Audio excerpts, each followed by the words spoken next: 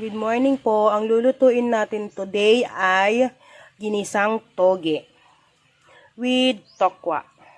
Yan. Unang step na gagawin ko ay magpiprito muna ako ng tokwa kasi eto mamaya ihalo ko siya sa pag paluto na yung mga gulay natin. Yan, piprito ko muna. Iinitin ko lang tong kawali, then yan, pag medyo mainit-init na siya, yan, pag mainit na, okay na, lalagay ko na yung mantika. Then, piprituhin ko na yung tokwa. Yan.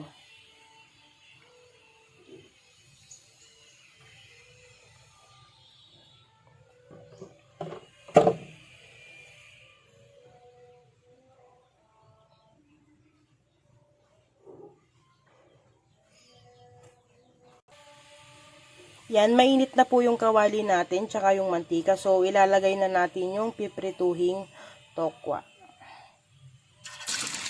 Yan.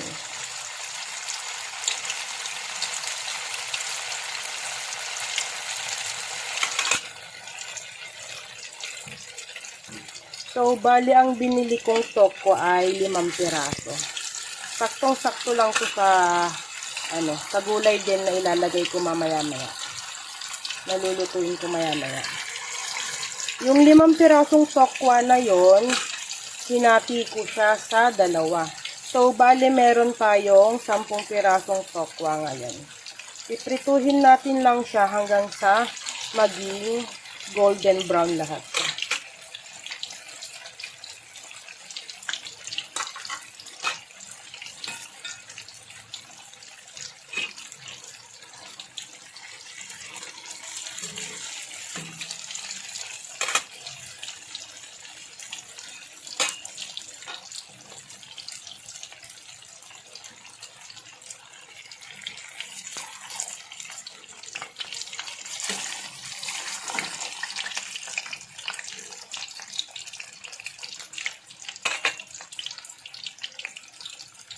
Antayin lang natin siyang mag-golden brown yung sa unang side, then tsaka natin siya babaliktarin.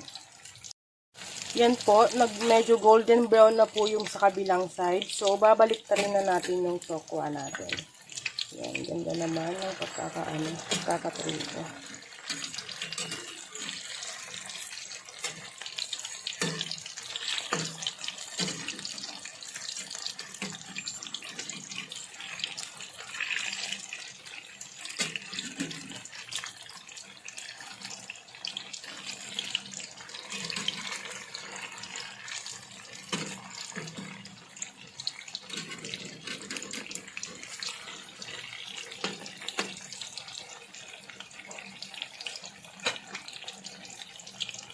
Yan, tapos na pong iprito yung tokwa natin. So, i-chop ko na lang siya or hihiwain ko into cubes. Charan! Tapos na siyang hiwain. Next, magigisa na tayo ng mga gulay. So, yan na siya. Mag-i-start na tayong mag-gisa ng ating sibuyas, bawang, ganon, para mailuto na natin yung gulay niya. So, etong kawali na to, eto yung pinagprituhan ko kanina ng tokwa. Eto rin yung gagamitin ko sa panggisa. Yan. Bali, binawasan ko na lang siya ng mantika kasi sobrang dami nung pinagprituhan kanina. Yan. Ngayon, ilalagay ko na yung bawang. Yan. Igisahin na natin yung bawang. Tapos, isusunod ko na yung sibuyas. Yan, bilis makinan. Sibuyas. Then, yung sahog ng ating gulay, konting karne na hiniwa-hiwa ko rin sa into cubes. Yan.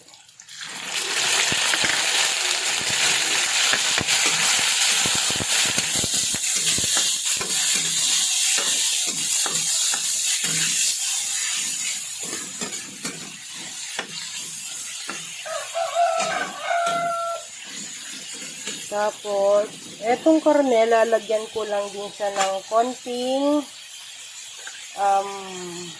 pampalasa. Yan, konting pampalasa lang.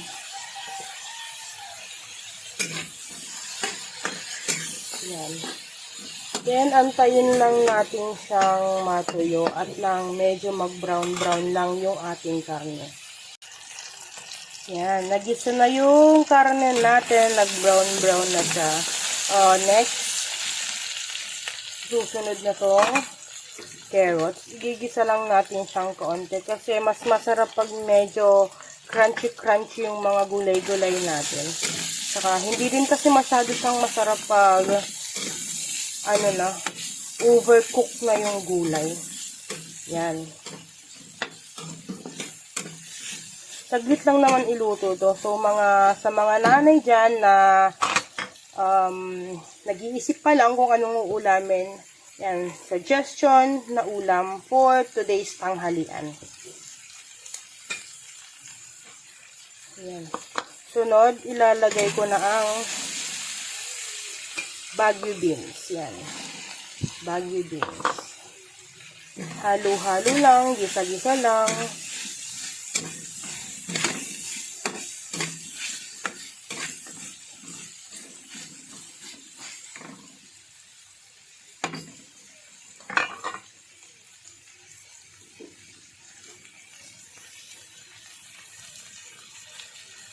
Sunod ko yung ating toge.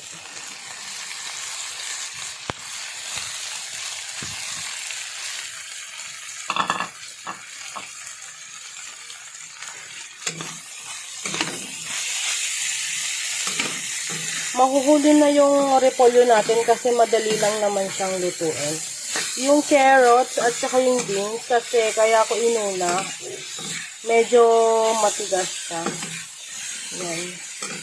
Konting gisa lang, hindi natin siya i-overcook kasi hindi siya masyadong masarap pag medyo overcook na yung ating gulay. Mas masarap kasi dibang kumain pag medyo may crunch yung gulay na kinakain natin. So ngayon, lalagyan ko na siya ng soy sauce. Yan. 2 kutsarang soy sauce. Then, halo ulit. Yan, hanggang sa makita natin medyo okay na yung toge natin. Yan. Gisa-gisa lang. Ito kasing toge, naisip ko na magtoge ngayong araw kasi pag may natira at hindi namin maubos lahat, pwede pa natin siyang balutin, then iprito. Gawin natin siyang lumpiang gulay with toge. Yan, 'di ba? Double purpose na siya. Pag hindi mo siya naubos ngayong tanghalian, pwede mo pa rin siyang gawing merienda mamayang hapon. Yan, okay na yung toge natin.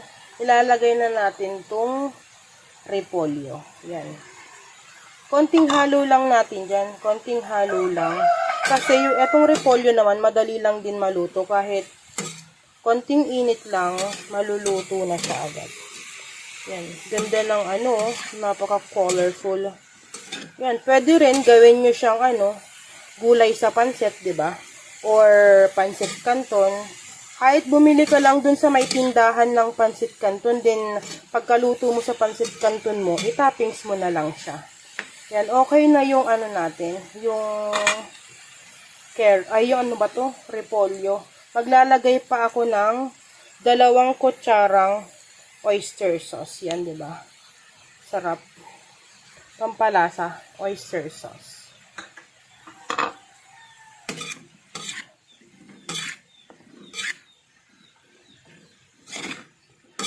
Yan, medyo okay na siya.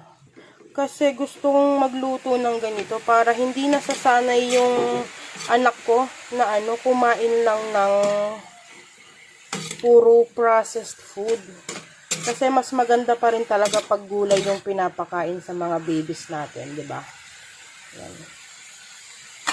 Then, the last but not the least, yung ating toge. Kahit lang to. Iibabaw lang natin. Yan, ganyan. Diba? Wow.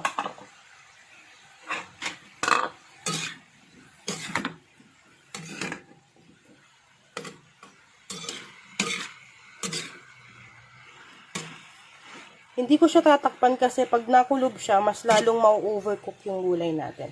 Yan, so okay na siya. Thanks for watching.